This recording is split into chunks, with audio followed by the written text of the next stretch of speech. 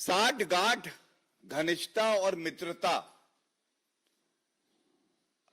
पापी आपके एमएलए और एक गैंगस्टर में ऐसी है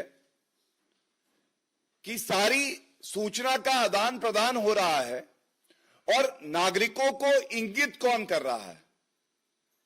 एक विधायक इंगित कर रहा है कि फलाना बिल्डर, फलाना व्यक्ति, इसको बुलाओ, इसको बुलाओ, इसको डराओ, इसको धमकाओ। जब उसकी जान पे बनाएगी तो फिरौती मिलेगी। जब फिरौती और वसूली होगी तो वो वसूली हवाला के जरिए ली जाएगी और उसके बाद उसको बांटा जाएगा। ये किसी विधायक का चरित्र नहीं हो सकता, लेकिन अगर विधायक अरविंद केजरीवाल कट्टर बेईमान गुंडा पार्टी का पापी आपका कन्वीनर है तो ऐसे विधायक का हो सकता है।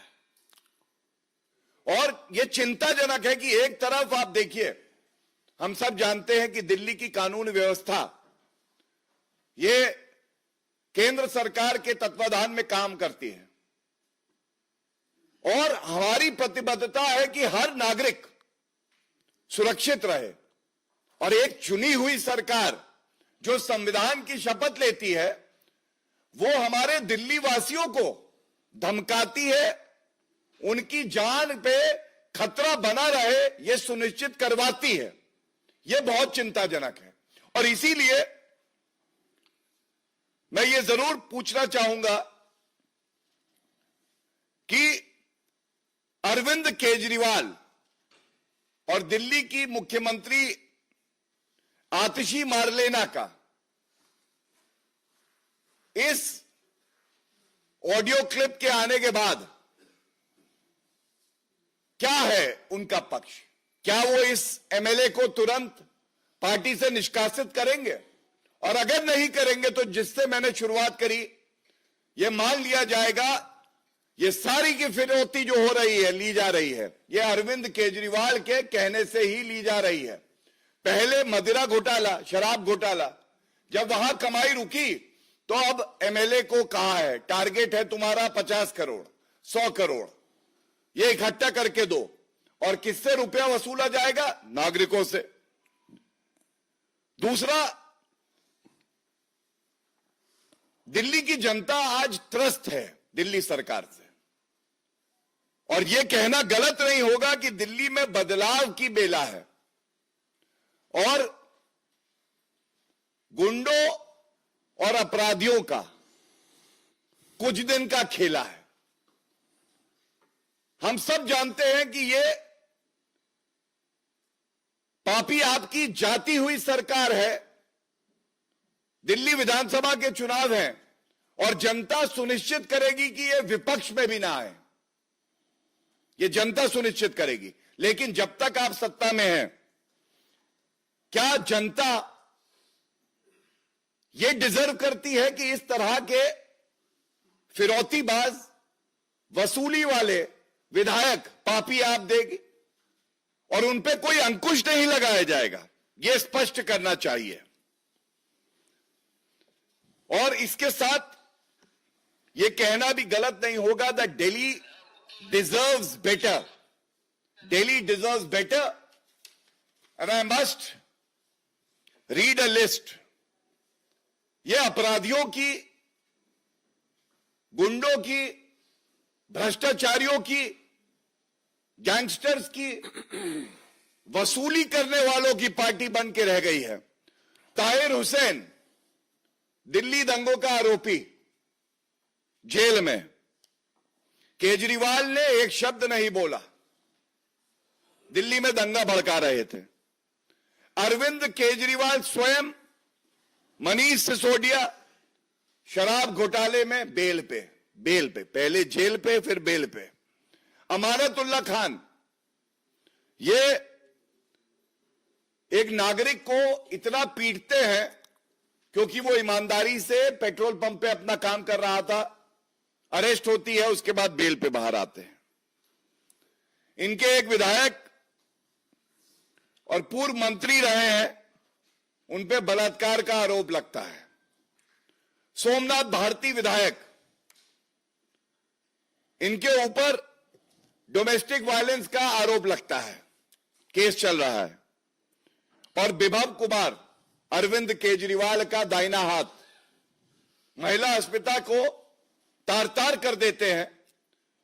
एक सांसद नेत्री के साथ जिस तरह का व्यवहार इन्होंने किया, अरेस्ट हुए, तो ये बेल और जेल, ये है पापी आपकी सच्चाई, और उसमें आज फिरौती और वसूली जुड़ गया है। ये बेहद ही चिंताजनक है। आपके साथ सारे ऑडियो क्लिप्स साझा किए जाएंगे, और जो सवाल हम लोग उठा रहे हैं, हम ये सुनिश्चित करेंगे कि ऐसी वसूली पापी आपकी सरकार को उखाड़ के फेंक दिया जाए। और जैसा मैंने कहा, दिल्ली की जनता डिजर्व्स बेटर। इनको विपक्ष में भी कोई भूमिका ना मिले, यह हमें यकीन है कि दिल्ली की जनता सुनिश्चित करेगी। और इस लड़ाई को हम तब तक लड़ते रहेंगे जब तक ये वसूलीबाज, ये फिरौती मांगने वाला, इसको अगर माफिया और गैंगस्टर कहा जाए तो गलत नहीं होगा, इसको पार्टी से निष्कासित ना किया जाए, और कानूनी कार्रवाई जो होगी वो इसके खिलाफ हो। और ऐसे दरिंदे की जगह, और अगर अरविंद केजरीवाल उसको बढ़ावा देते हैं, उनके इशारे पे ऐसा काम होता है, तो ऐसे दरिंदों की जगह केवल जेल की सलाखों के पीछे है। और जनता जनार्दन होती है। जनता जब इंसाफ करती है तो ऐसी चोट लगती है अपराधी को, वसूली वाले को, कि वो हमेशा याद रखता है। और इसीलिए प्रेस वार्ता का मुख्य उद्देश्य ये है कि इनकी जो काला चरित्र है और जो वसूली चरित्र है, ये आपके समक्ष रखें। और ये गलत नहीं होगा कहना कि आज पापी आपकी सरकार मुख्यमंत्री आतिशी मारलेना नहीं चला रही है। ये कोई चला रहा है तो गैंगस्टर, क्रिमिनल्स, फिरौतीबाज, और ये चिंता का विषय है। और अगर अरविंद केजरीवाल अगले 24 घंटे में इस पे कोई टिप्पणी नहीं करते तो यह स्पष्ट हो जाएगा कि अरविंद केजरीवाल इसी तरह की जो क्रिमिनल एक्ट्स हैं उसमें लिप्त है, और उनके कहने पे ही ये किया जा रहा है।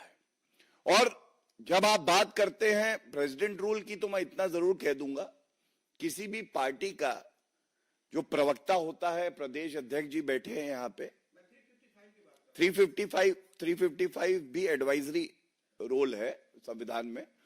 355 और 356 का जो रोल है, यह संवैधानिक एक ताकत है जिसको बहुत जिम्मेदारी से इस्तेमाल किया जाता है। मैं समझता हूं जिसका ये क्षेत्र अधिकार है वही व्यक्ति इस पे टिप्पणी करे तो बेहतर रहेगा। इधर पापी आपकी बात करी तो उधर गुंडा समाजवादी पार्टी की बात का प्रश्न आपने पूछा है। और बहुत जिम्मेदारी से गुंडा शब्द का इस्तेमाल इसलिए कर रहा हूं, ये वो गुंडा समाजवादी पार्टी है जिसके समय में साल में 200 दंगे होते थे जब ये सत्ता में थे। और आज विपक्ष में है तो इनको ना वर्दी पे भरोसा है, ना ये वर्दी के साथ खड़े हैं। इनके अपने लीडर, सांसद, जिनकी प्रतिबद्धता होनी चाहिए कि शांति बहाल हो, वो साजिश करते हैं दंगा करवाने के लिए, भड़काने के लिए। और जब गुम्मे पत्थर चलते हैं वर्दी पर, तो इन दंगाइयों की ढाल कौन बनता है? अखिलेश यादव। यह चिंताजनक बात है। और एक बात बिल्कुल स्पष्ट कर देंगे, संविधान पढ़ो, कानून पढ़ो।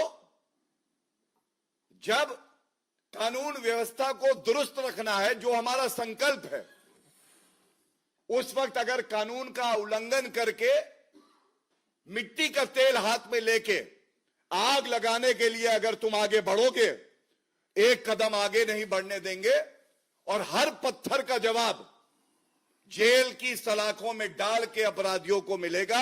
यह बात अखिलेश यादव याद रख लें। Any other question? देखिए, ऐसा कहना गलत नहीं होगा कि कांग्रेस पार्टी जल्द ही इतिहास के पन्नों पर पढ़ी जाएगी। ये भारत को पीछे ले जाना चाहते हैं। जनता इनको इतिहास के पन्नों पर दर्ज कर देगी और आने वाली पीढ़ियां ये कांग्रेस भ्रष्टाचारी पार्टी क्या थी ये इतिहास के पन्नों से पढ़ेगी। जब ये ईवीएम पे सवाल उठाते हैं तो वरिष्ठ अधिवक्ता होने के नाते मैं एक बात बता दूं आपको, एक नहीं, दो नहीं, तीन नहीं, 4 से ज्यादा ऐसे फैसले सर्वोच्च न्यायालय के आए हैं जहां सर्वोच्च न्यायालय ने कहा है कि ईवीएम पारदर्शिता के मामले में, लोकतंत्र को मजबूत बनाने के मामले में बिल्कुल सही है और उससे छेड़छाड़ संभव नहीं है। दूसरा तथ्य, वीवीपैट का मिलान होता है। आपको मालूम है सक्सेस रेट क्या है? 100%। 100% वीवीपैट के मिलाप का सक्सेस रेट इज 100%। तीसरी बात, मैं आज यहां से अपील करता हूं और बड़ी विनम्रता से करता हूं, आप बैलेट पेपर से चुनाव चाहते हैं, यही प्रश्न था आपका। सबसे पहले राहुल गांधी, प्रियंका गांधी वाड्रा, सुखविंदर सिंह सुक्खू, रेवंत रेड्डी, सिद्धारमैया, ये सारे लोग इस्तीफा दे दें। इस्तीफा दे और कहें देखिए हम ईवीएम से चुन के आए थे, हमारी सरकारें ईवीएम से चुन के आई थी, हम गलत चुन के आए थे, ये घोटाले होते हैं और हम जो है अब चुनावी प्रक्रिया में तभी हिस्सा लेंगे जब बैलेट पेपर से चुनाव होगा और हम न्यायालय जा रहे हैं। यह दिखाएगा कि जो मुद्दा आप उठा रहे हैं उसमें आपका स्वयं का विश्वास है, और वरना अगर बातें करनी है तो बातों का क्या है। जिस दिन प्रियंका गांधी वाड्रा सांसद होने की शपथ ले रही हैं उस दिन खड़गे जी कह रहे हैं ईवीएम खराब है, तो मतलब प्रियंका गांधी वाड्रा के चुनाव में कांग्रेसियों ने घोटालेबाजी करी है। राहुल गांधी जो चुन के आए, नियम कानून है, प्रक्रिया है, नियम कानून है, प्रक्रिया है, उसका पालन करते हुए जल्द ही फैसला हो जाएगा। मैं समझता हूं अगर आपने ये प्रश्न पूछा तो ये दर्शाता है कि आपको भी उम्मीद जो होने वाले मुख्यमंत्री हैं भारतीय जनता पार्टी से है। उसके लिए आभार, साधुवाद, धन्यवाद।